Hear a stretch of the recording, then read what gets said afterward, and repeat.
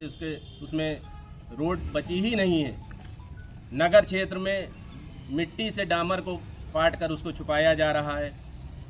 छुट्टा मवेशियों का भी एक मुद्दा रहा है जो किसानों के बीच में उनकी फसलें बर्बाद करता रहा है।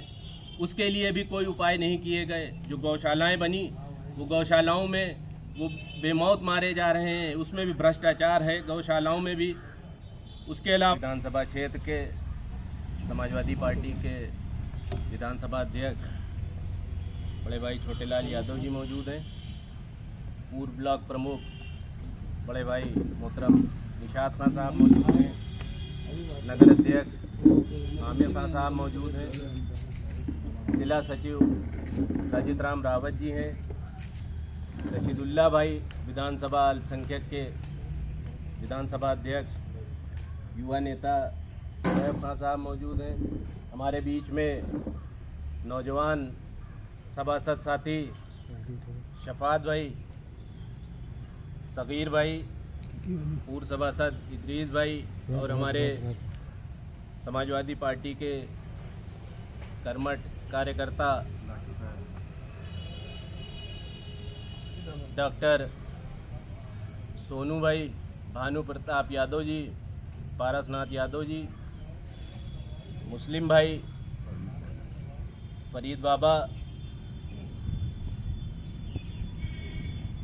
परवेज भाई और हमारे पार्टी के जुझारू साथी लईक भाई, हातिम भाई और तमाम हमारे साथी यहाँ पर मौजूद हैं। इस प्रेस कॉन्फ्रेंस का मकसद आगामी लोकसभा चुनाव को लेकर है, जिसमें कुछ बातें जो कि हमारे राष्ट्रीय अध्यक्ष आदरणीय अखिलेश यादव जी ने इस चुनाव के लिए रखी हैं और इस लोकसभा क्षेत्र फैज़ाबाद में भी वो बातें लागू हो रही हैं। इस संबंध में आपसे कुछ बातें करनी हैं। जैसा कि हमारे राष्ट्रीय अध्यक्ष ने 80 हराओ भाजपा हटाओ का नारा दिया है, तो हमें उम्मीद है ये निश्चित रूप से इसके परिणाम बहुत ही सार्थक होंगे और इसके पीछे उनका जो एक पीडीए का फॉर्मूला है वो इस नारे को कामयाब बनाने में अपना योगदान देगा।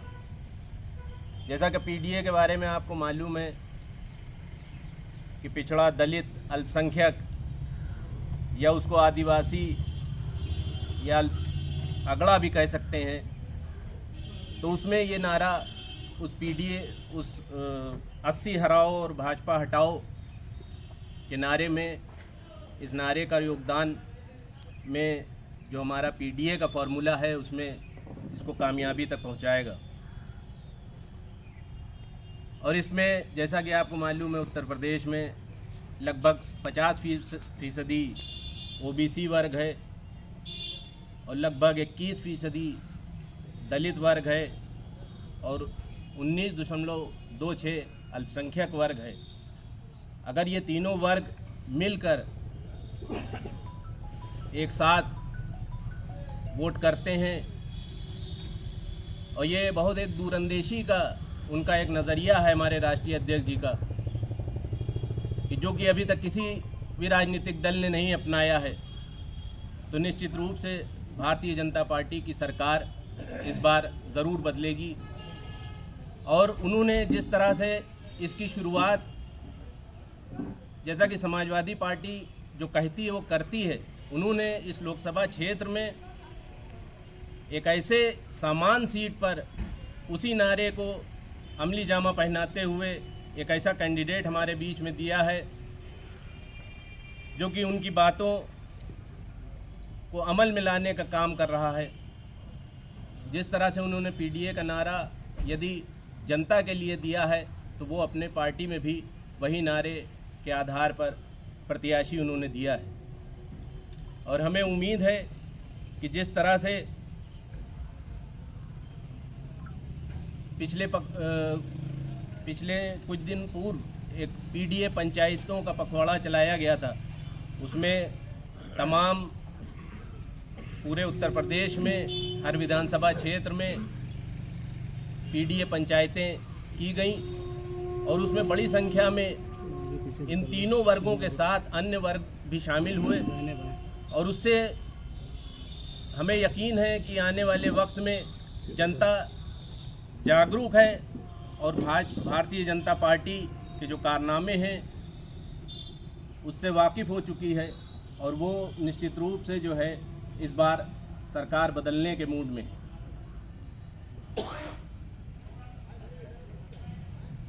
क्योंकि जिस तरह से भारतीय जनता पार्टी ने धर्म और मज़हब के नाम पर जनता को गुमराह किया, उसको बेरोज़गारी के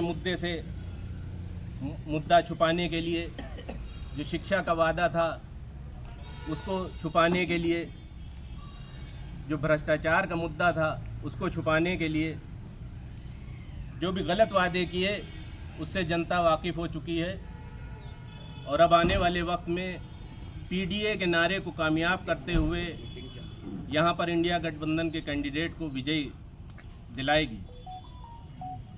जहाँ तक रुदौली विधानसभा क्षेत्र की बात है, रुदौली विधानसभा क्षेत्र में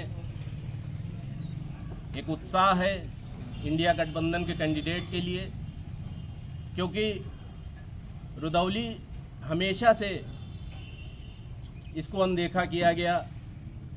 यहाँ की सड़कें, मिसाल के तौर पर आपका इहार वाला मार्ग पिछले 2 सालों से बन रहा है, आज तक वो नहीं बन पाया है।